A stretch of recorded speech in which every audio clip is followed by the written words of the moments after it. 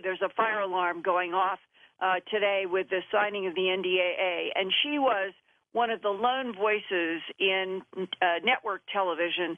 And what puzzles me, though, is that usually the others will pick up from her or vice versa. And there has not been the kind of, what is it that on CNN, keeping them honest?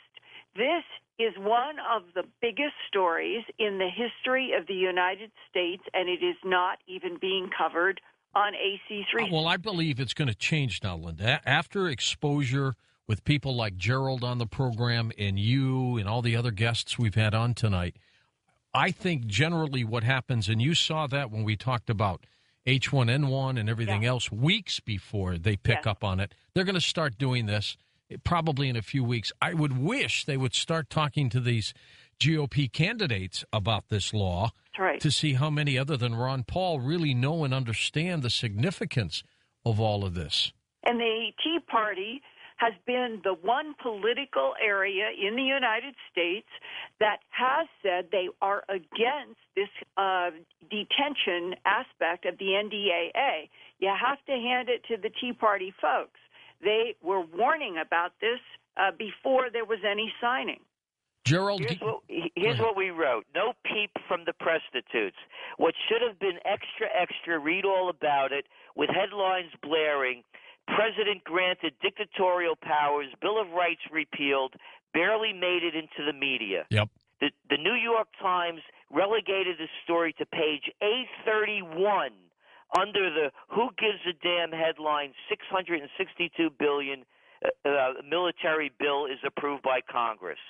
For the rest of the so-called liberal mainstream media, there was mostly silence and hardly noticed by its normally vocal lefty chorus, who, along with the lefties on the street, would have been shouting, screaming, and bush-bashing had it been the former Republican president advocating for this new Bill of No Rights. Good point, Gerald Celente. Good point. But what kind of a year is... Can you imagine how they would be screaming, the lefties out there, if Bush had pushed this through? Oh, yeah. And he probably... And he would have tried as well. They both would have. But you're right. They would have gone nuts. They would have gone nuts, and you don't hear a peep. Rachel Maddow came out a little bit, and that was the end of it. This should have been going on every night. This is our rights. This is the most egregious assault on the Constitution that anyone has ever known since it's been drafted. Well, we're not going to forget it. Gerald Celente, thank you for being on the program. Linda, thank you for being on the show as well. Appreciate it. Everything you do. I'll see you next Thursday, okay? Yes, thank you. Linda will be back next Thursday with her monthly series of special reports. Up next, an hour with Alex Jones, and later on in that hour, we'll take your phone calls on Coast to Coast AM. With our special guest tonight now, Alex Jones, the Patriot, and he's next on Coast to Coast AM. No doubt the first media person to even talk about the NDAA, which of course is the National Defense Authorization Act, was Alex Jones, award-winning documentary filmmaker, political researcher, websites Infowars.com, PrisonPlanet.com. And let's go to Alex, where it's the wee hours in Austin, Texas. Got you up late this time, huh?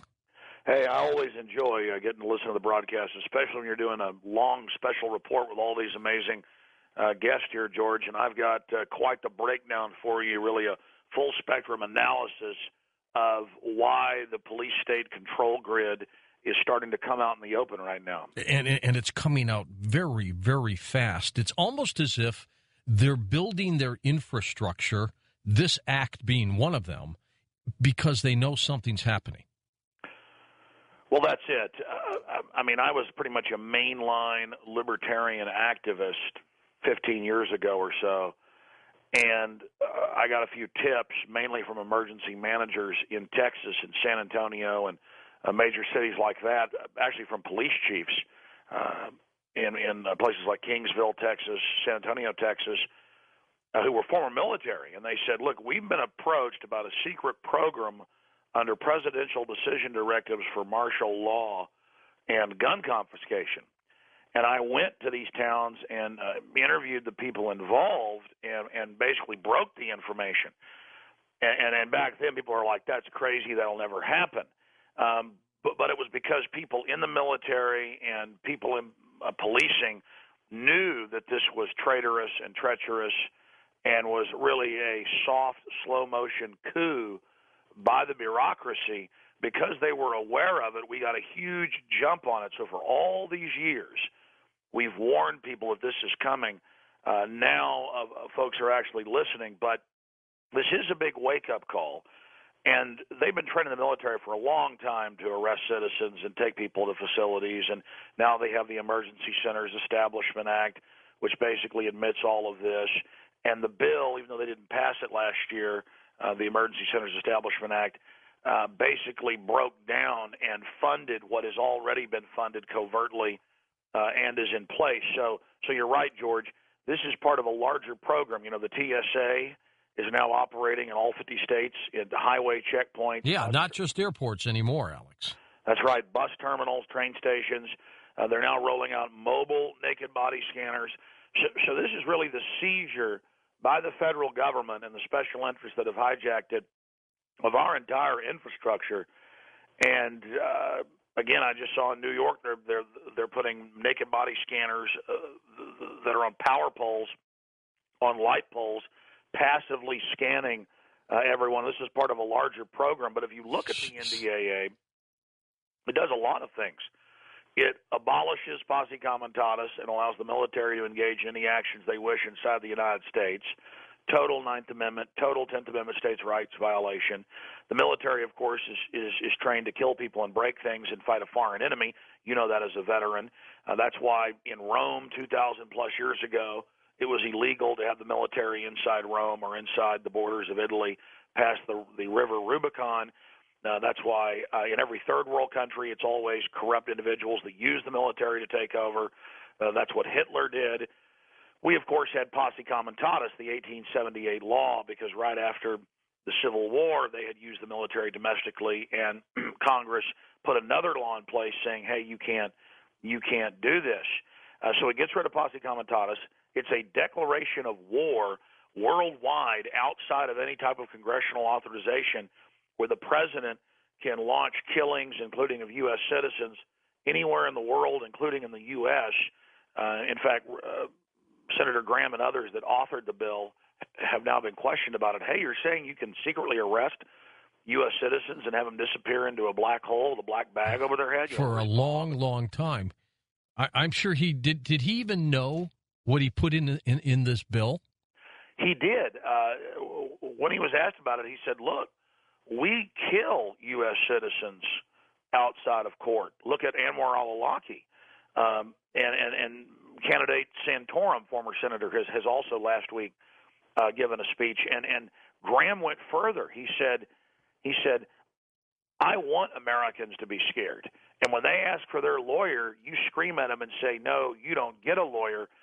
Senator Lieberman said the same thing. It's very creepy. He said, I want you to be scared. I want you to be scared. But notice, at first, if you go back over a month ago, when this bill was in trouble, because of these provisions, they had all those senators come out and say, it doesn't affect citizens.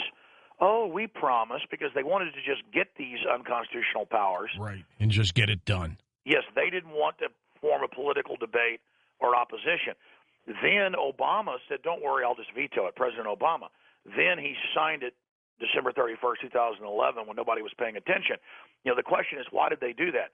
Because evil deeds are done in the dark. But then after it had passed, Graham and others went from denying that they'd written it and knew it was in there to saying, of course it's in there. It's a wonderful thing. But I've got some good news for your audience. Congressman Ron Paul, yesterday afternoon, or I guess in some time zones, still on Wednesday. On Wednesday, Congressman Paul, presidential candidate, took to the House floor, and he is introducing legislation to repeal the subsection that abolishes posse comitatus, that allows the secret arrest of citizens, and allows the executive branch to kill anybody they want or launch any wars they want, and basically abolishes the war powers of Congress. Ron Paul has introduced legislation to try to reinstate habeas corpus, due process, and the Constitution. So we all need to get behind that legislation. Good for him. Let's hope he's successful. Absolutely. He might have a few supporters there, huh? Yeah, I think he's got a few. Alex, what have you been working on lately? What's new?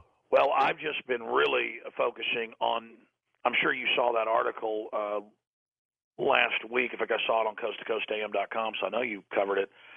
It was Engineering Doomsday, that New York Times Yeah. top story. Yep.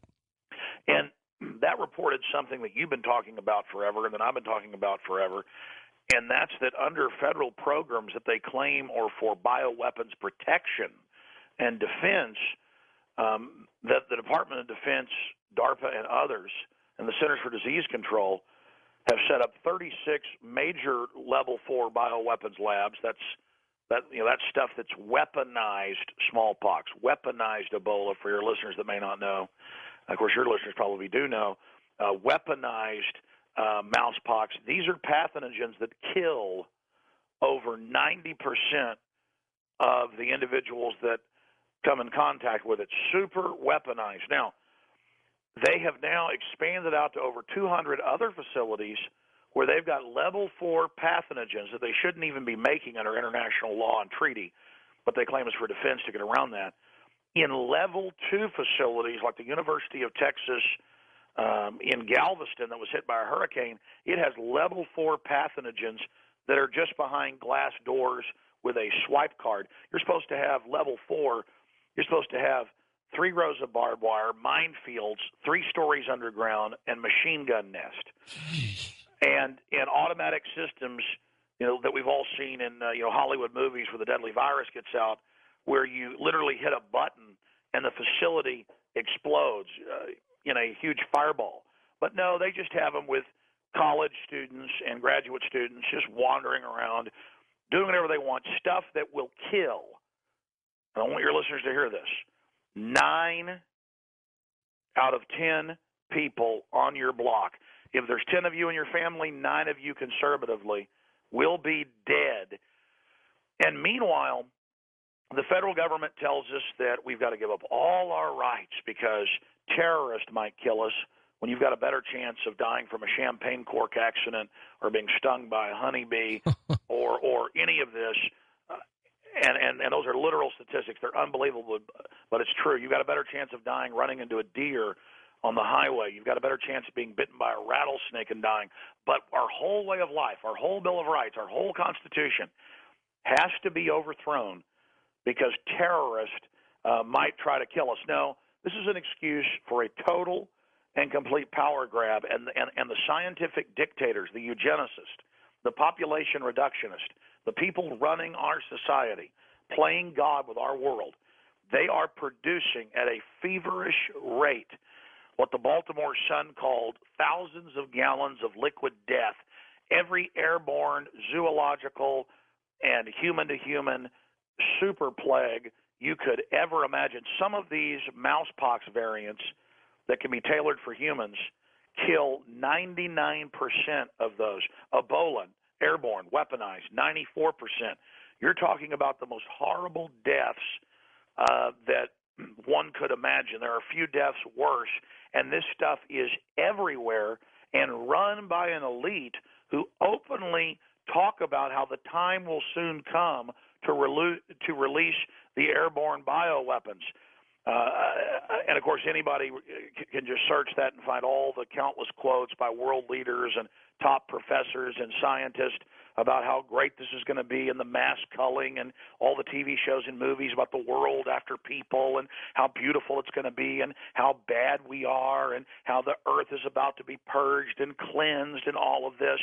That's the number one threat, is the globalist New World Order terrorist.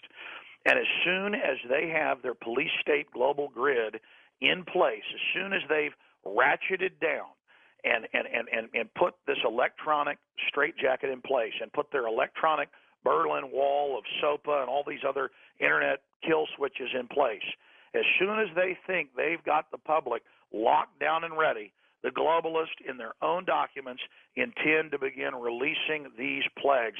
And I hope your listeners understand, I only tell you what I 100% have analyzed and believe to be the truth. Just like I've told people 15 years ago, all this police state stuff was coming. Just like I